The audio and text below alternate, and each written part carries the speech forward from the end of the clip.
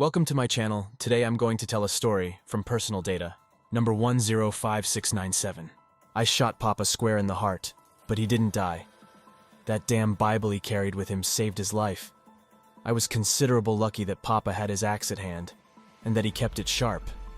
I picked it up. It was a heavy thing, so I swung with all my might and put it right through his head. Seeing his brains made me throw up. I moved away so it wouldn't get on Papa. That would be disrespectful. Papa was a big man.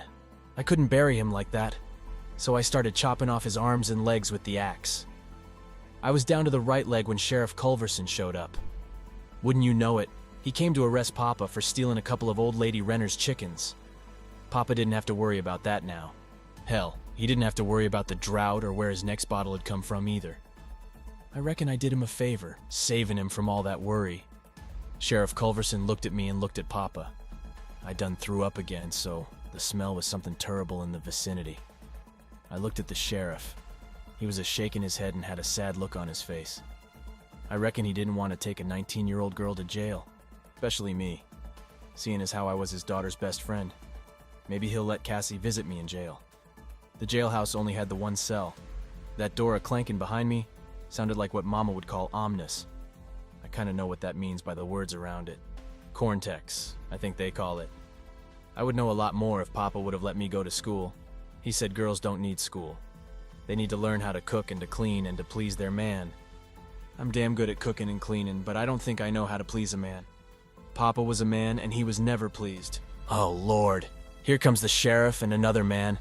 I seen him around, Mr. King. He's always all duded up and talking fancy and smiling and swinging his walking stick around. I sure would like to catch me a man like that. I bet he don't beat his women. Not much, anyway. He ain't smiling now. I reckon I'm in a heap of trouble. Well, Papa won't be slapping the tar out of me for my sins this time. Both men sat across the table from Esther. The sheriff had placed the gun that Esther had shot her dad with, next to the Bible that had thwarted Esther's original plan. The metal gleamed in the harsh light of the room, sitting as silently as the three occupants. The ceiling fan squeaked quietly, not doing a very good job of cooling off the room. The open window allowed the sunlight to stream through, and a soft breeze brought a little relief from the heat, along with the scent of jasmine and dust. The harsh, unforgiving angles that the sun cast in the room matched Esther's mood. Esther reached for the wounded Bible. She wanted to feel the torn cover and open it up to inspect the damage. The sheriff pulled it towards him and opened it up before sliding it to Esther. The soft sigh of the Bible moving across the table sounded like the whisper of broken dreams. Notice anything? The sheriff leaned back and watched Esther closely. Esther inspected the Bible. The bullet had torn through a significant portion of the Old Testament. It had stopped at the book of Esther. Esther reached for the wounded Bible. She wanted to feel the torn cover and open it up to inspect the damage. The sheriff pulled it towards him and opened it up before sliding it to Esther. The soft sigh of the Bible moving across the table sounded like the whisper of broken dreams. Notice anything? The sheriff leaned back and watched Esther closely. Esther inspected the Bible. The bullet had torn through a significant portion of the Old Testament. It had stopped at the book of Esther. Yes, sir. Esther stopped the bullet, I reckon. Mr. King smiled, though he didn't want to. The sheriff nodded his head and leaned forward. Don't you find that a little odd? Esther shook her head. That's your name, young lady, Mr. King spoke. His rich, resonant voice filled the room. Dust motes danced and the breeze quickened. Yes, sir. The men looked at each other impassively, but both were thinking the same thing. The girl was thick-headed. Mr. King pointed to Esther's face. Your dad do that? Her black eye and a swollen nose did all the testifying for her. Yes, sir. Told me I should have caught a man by now, and he weren't gonna feed no old maid much longer. He been drinking. Sheriff Culverson leaned back, crossing his arms. He already knew the answer. Yes, sir. Mama always says that Papa only drinks on days ending with AA. I reckon that's true. Esther played with her hair, twirling it between two fingers. She looked away from the men and gazed outside, lost in her own thoughts. So you decided to shoot him? Yes, sir. But the Bible stopped the bullet. Yes, sir. Mr. Kine leaned forward and stared at Esther, causing her to blush. That was when you decided to take the axe to his head? Esther stopped playing with her hair and sat still for a moment before answering. I suppose so. Papa would have killed me if I didn't kill him. You feared for your life? Mr. King continued to stare intently at Esther. Yes, sir. Mr. King abruptly stood up and shook the sheriff's hand. I have all I need. He left quickly, so quickly that it startled Esther. She looked at the retreating back and worried that she had offended such a gentleman. Am I going to get the chair? The sheriff stood slowly, as if it hurt him to do so. He closed his eyes for a moment before answering. His voice, when he spoke, was softer than Esther had ever heard it. No, you'll get 25 years in the women's prison in San Antone. Minimum. Esther started counting on her fingers. You'll be about 44, Esther. Damn, I reckon I'll be too old to catch a man by that time. The sheriff felt his chest tighten just a little at those words. And Mama? How old will she be? How old is she now? Esther paused, deep in thought. Says she was born in 1901. Then she'll be about 60. Esther nodded, standing and smoothing out her skirt. Reckon she'll take me back when I get out? The sheriff scratched his forehead and looked at the floor. I don't know, honey, I just don't know. They're calling us heroes. The newspapers, that is. I suppose we are, but I don't know that I feel heroic. I do, however, feel a difference in me now that Papa's dead. Liberation would be the word. Papa would have hit me if I had ever used that word in front of him. Papa had been drinking, of course, and smacking Mama around. Cassie and I were hiding out in my room, wondering when it would all stop. At one point, I heard Mama scream. That's when I went out to investigate. Papa was pointing a gun at Mama. I didn't even think about what to do. I just did it. I stepped in front of Mama just as Papa shot. The bullet hit my Bible. Yes, I carried a Bible with me, right over my heart, but only when I was wearing overalls. It was fortunate that I was wearing them at this point. I staggered backward and fell. The impact of the bullet stunned me. Mama fell as well, trying to hold me up. That's when Cassie came charging out of the room and started to wrestle with Papa, trying to get the gun out of his hand. We heard another shot. Papa took a bullet to the gut. He died 2 hours later, in a lot of pain.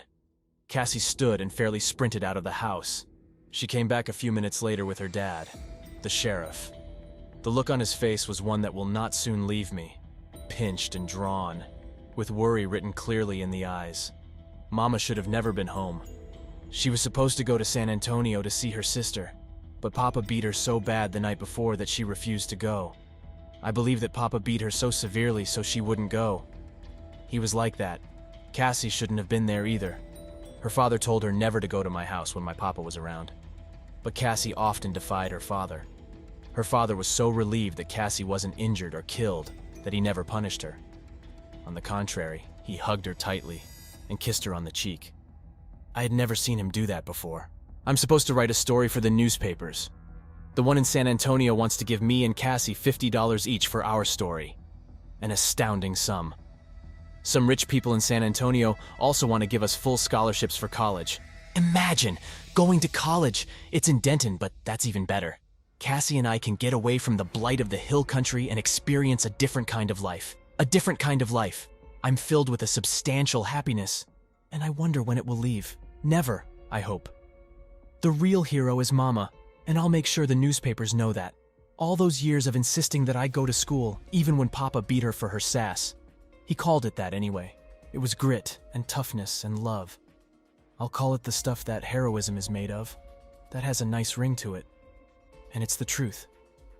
All 3 steps to the elevated porch squeaked under Mr. King's tread, though the man was not heavy. Like the rest of the porch area, they needed paint. Rusted nail heads poked out of the wood, loosened by years of neglect and hill country weather.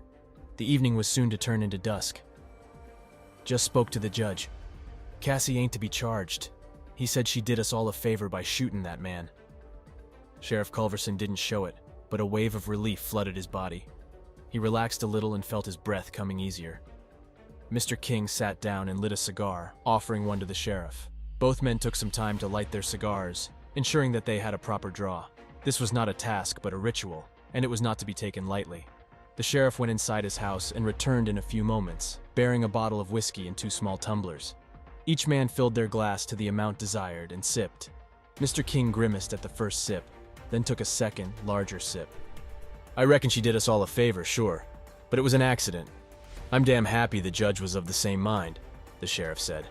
He took another sip of whiskey and sat his glass down, concentrating on puffing his cigar and enjoying the news. You know, I'm surprised one of those women hadn't killed the man before. He sure liked to beat his women, Mr. King said. The mama, the sheriff said. Mr. King turned his head slightly. Pardon? The mama. She made that girl, Esther, get an education. I hear she took a beating or two for her daughter.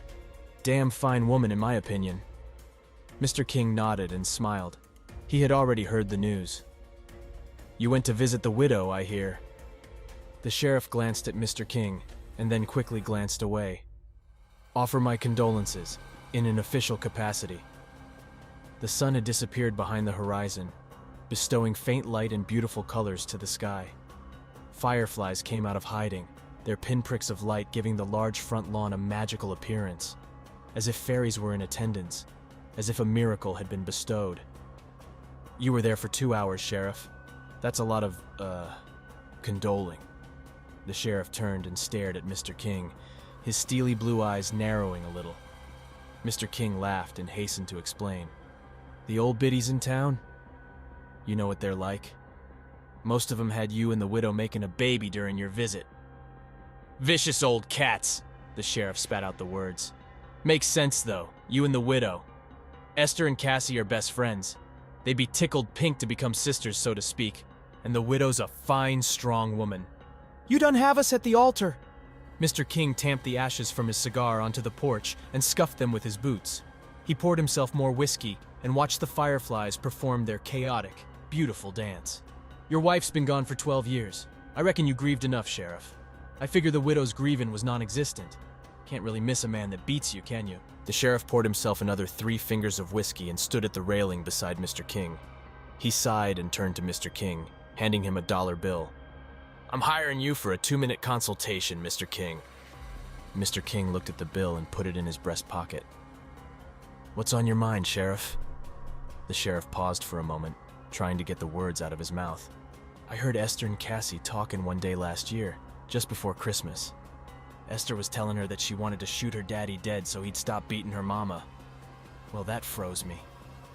Mr. King looked at the sheriff, a thoughtful expression creasing his face and pursing his lips. I figure she would have done it one day, Sheriff. I guess Cassie took care of that, though. The sheriff sighed. I reckon. So, why the dollar? We got attorney-client confidentiality now, right? Mr. King laughed, nodding his head. Yes, very clever, Sheriff. But I wasn't going to divulge that little piece of information anyway. I expect a receipt when you get to the office tomorrow. Yes, of course. Come by after work, Sheriff, and I'll buy us a couple of beers. I seem to have an extra $1 in my pocket. The night darkened, and the breeze stilled. Even the fireflies slowed down. Soon, they were gone, letting the darkness of the night have its way. Both men remained silent. Cigar smoke curled and drifted upwards past the porch lights, disappearing into the blackness. Mr. King left after finishing his whiskey. See you tomorrow, Sheriff, and I'll expect a wedding invitation. I want that receipt, young man.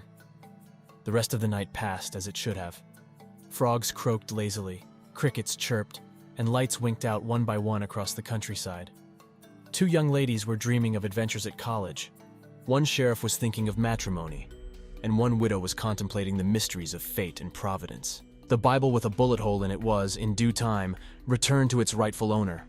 The whereabouts of the mangled Word of God is currently unknown. You have listened to the case from the archive.